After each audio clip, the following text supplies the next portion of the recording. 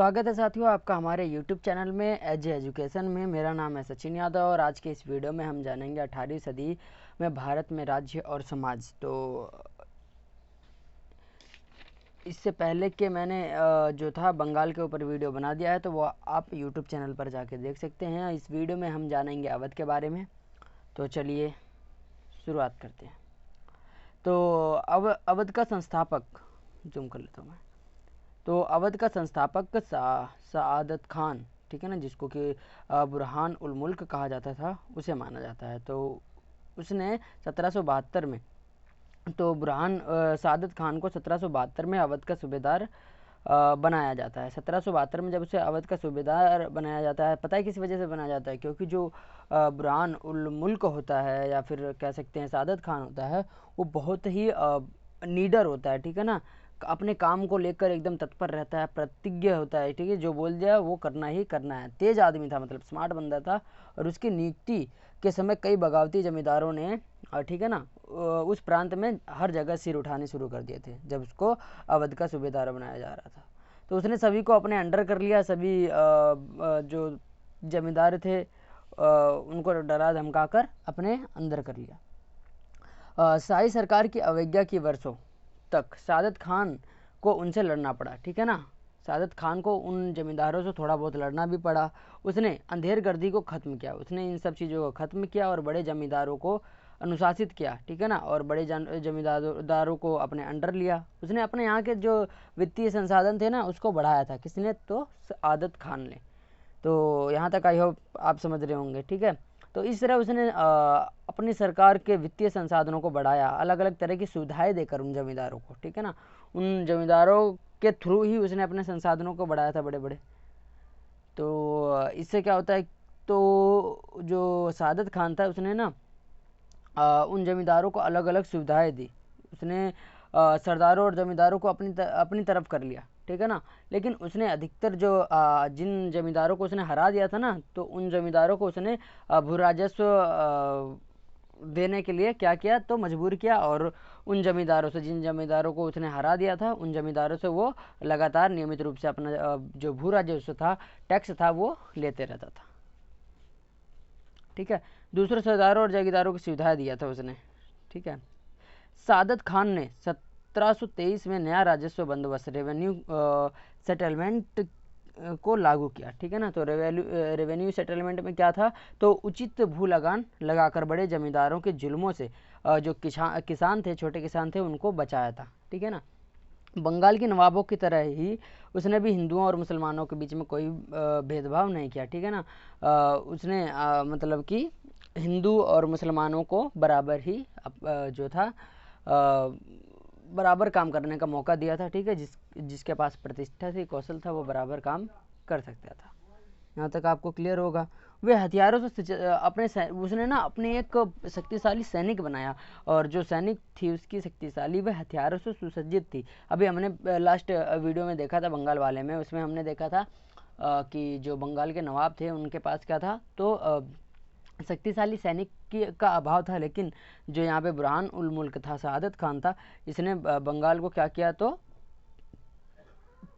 बंगाल को इसने क्या किया, तो इसने एक अपनी शक्तिशाली सैनिक बनाया और सुसज्जित उनको हथियार वगैरह प्रदान किए, ठीक है ना। उसका प्रशासन जो था वो बहुत ही अच्छा था। उसने भी जागीरदारी प्रथा को अपनाया था, और 1739 में अपने मरने के पहले ही वह जो था वो स्वतंत्र बन गया, ठीक है ना। उसने अवध को स्वतंत्र बना दिया और अवध प्रांत को अपने वंशानुगत जायदाद बना लिया था उसने, ठीक है ना। उसकी जगह पर, ठीक है ना, उसकी जगह पर उसके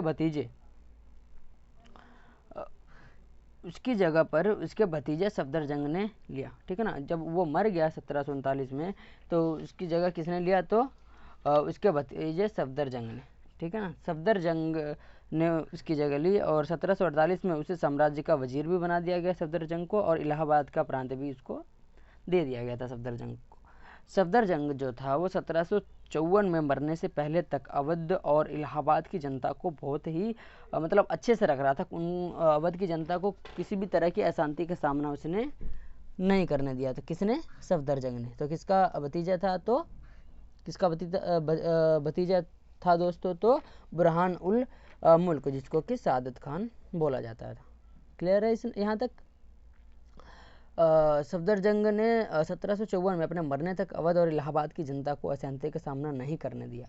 उसने बगावत करने वाले जमींदारों को दबा दिया और दूसरों को अपने पक्ष में कर लिया। उसने मराठा सरदार से मित्रता कर ली, दोस्ती कर ली। सफदरजंग ने क्या किया, तो उसने मराठा सरदारों से दोस्ती कर लिया ताकि उसके जो अधिकार क्षेत्र है, जो क्षेत्र सफदरजंग के अंडर है, उस क्षेत्र में जो मराठा हैं वो हस्तक्षेप ना करें। ठीक है ना। और राजपूत सरदारों और शेखजादाओं की स्वामी भक्ति भी उसने स्वीकार कर रखी थी सफदरजंग ने।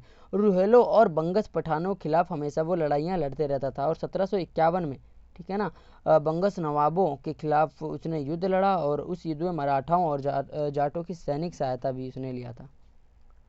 ठीक है। जब उसने मराठाओं और जाटों की सैनिक सहायता लिया था तो वो पता है क्या करता था, तो हर रोज मराठाओं को 25,000 और जाटों को 15,000 रुपये दिया करता था युद्ध लड़ने के लिए। तो यहाँ तक क्लियर दोस्तों। उसके बाद उसने पेशवा के साथ एक करार किया, एक संधि कह सकते हैं, ट्रीटी किया। तो उस ट्रीटी में क्या था, तो पेशवा जो था वो अहमद शाह अब्दाली के खिलाफ मदद देने और उससे भारतीय पठानों और राजपूत राजाओं जैसे अंदरूनी विद्रोहियों से बचाने का वचन दिया। ठीक है ना। तो जो सफदरजंग था उसने पेशवा के साथ एक संधि करी और उस संधि में क्या था, तो जो पेशवा था ना वो सफदरजंग को किससे बचाएगा, तो अहमद शाह अब्दाली के खिलाफ बचाएगा और भारतीय पठानों के खिलाफ बचाएगा, राजपूतों जैसे और भी अंदरूनी विद्रोह जितने हो रहे थे उन विद्रोहों से सफदरजंग को बचाएगा। तो कौन बचाएगा, तो पेशवा बचाएगा। तो इसके बदले में पेशवा को क्या मिलेगा, तो इसके बदले में पेशवा को 50 लाख रुपए और पंजाब और सिंध जैसे और भी बहुत से उत्तर भारत के कई जिलों का चौथ दिया जाएगा। ठीक है ना। चौथ जो था वो टैक्स के तरह ही था दोस्तों। ठीक है। इसके अलावा पेशवा को अजमेर और आगरा का सूबेदार भी बनाया जाएगा इस बदले में। किस बदले में, जिस बदले में जो पेशवा था वो सफदरजंग की मदद कर रहा था। क्लियर है दोस्तों यहाँ तक। आगरा और सूबेदार बनाया जाएगा, मगर पेशवा दिल्ली में सफदरजंग के दुश्मनों से जाकर मिल गया। संधि तो पेशवा ने किससे कर ली थी, तो सफदरजंग से, लेकिन पेशवा जब दिल्ली में गया तो वहाँ पे सफदरजंग के जो दुश्मन थे ना, उन्हीं दुश्मनों से जाकर पेशवा मिल गया और अवध और इलाहाबाद का जो था पेशवा को सूबेदार बनाने का वचन दिया। दिल्ली जो सफदरजंग के दुश्मन थे, तो पेशवा जाके उन दुश्मनों से मिल गया। तो उन दुश्मनों ने पेशवा को पता है क्या बोला था, उन दुश्मनों ने पेशवा को ये बोला था, सफदरजंग के दुश्मनों ने, कि आप सफदरजंग को छोड़िए, आप हमारे साथ आइए, हम आपको इलाहाबाद और सूबेदार का हम आपको अवध और इलाहाबाद का सूबेदार बनाने का वचन देते हैं। इसलिए जो करार हुआ था, जो संधि हुई थी पेशवा और सफदरजंग के बीच में, वो यहीं से टूट जाती है। ठीक है। ठीक है, यहाँ तक क्लियर है यहाँ तक दोस्तों। ये देखो ये, ठीक है। ठीक है। नवाबों की सरकार के तहत लंबे समय तक लगातार शांति और सामंतों की आर्थिक समृद्धि के परिणाम स्वरूप जो अवध था ना, अवध दरबार के इर्द गिर्द एक विशिष्ट लखनवी संस्कृति जो थी वो जन्म लेती है। ठीक है ना। लखनऊ बहुत ज़माने से ही अवध का एक महत्वपूर्ण शहर था और आज भी जो लखनऊ है वो उत्तर प्रदेश की राजधानी है और बहुत ही महत्वपूर्ण शहर माना जाता है, नवाबों का शहर कहा जाता है। तो वो कब से ही शुरू हो गया था, तो वो 1700 उसके सफदरजंग के शासनकाल से ही शुरू हो जाता है, 1748 से ही। ठीक है दोस्तों। सॉरी। 1754 के बाद वह अवध के नवाबों का निवासी स्थान बन गया। लखनऊ जो था वो 1775 के बाद जो सॉरी 75, 54 मैंने बोल दिया था, 1775। लखनऊ जो है वो 1775 के बाद अवध के नवाबों का निवास स्थान बन गया। वह तुरंत ही कला और साहित्य का संरक्षण प्रदान करने की दृष्टि से दिल्ली का प्रतिद्वंदी बन गया। मतलब कि जैसे कि कला और संस्कृति जो था दिल्ली में वो संरक्षण मतलब अच्छे से रखा जाता था, वैसे ही लखनऊ में भी किया जाने लग गया था। ठीक है ना। वह हस्तशिल्प के एक महत्वपूर्ण केंद्र के रूप में विकसित हुआ। हस्तशिल्प मतलब हाथ से पत्थरों के ऊपर हाथ से बनाने की दिशा में वो विकसित हुआ। ठीक है ना। स्थानीय सरदारों और जमींदारों के संरक्षण में दस्तकारी और संस्कृति दोनों का असर कस्बों तक पहुंच गया लखनऊ में। क्लियर यहाँ तक।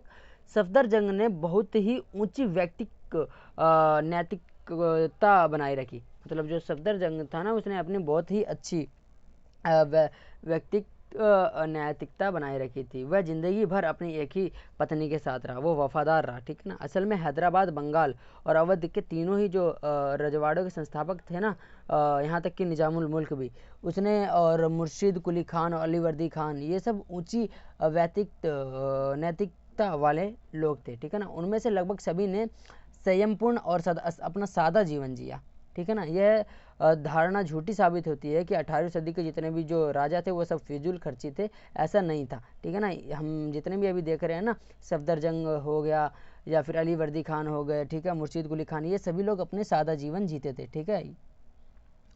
और लोग क्या कहते थे कि ये लोग जो थे वो धोखाधड़ी षड्यंत्र वगैरह करते थे, ऐसा कुछ भी नहीं है।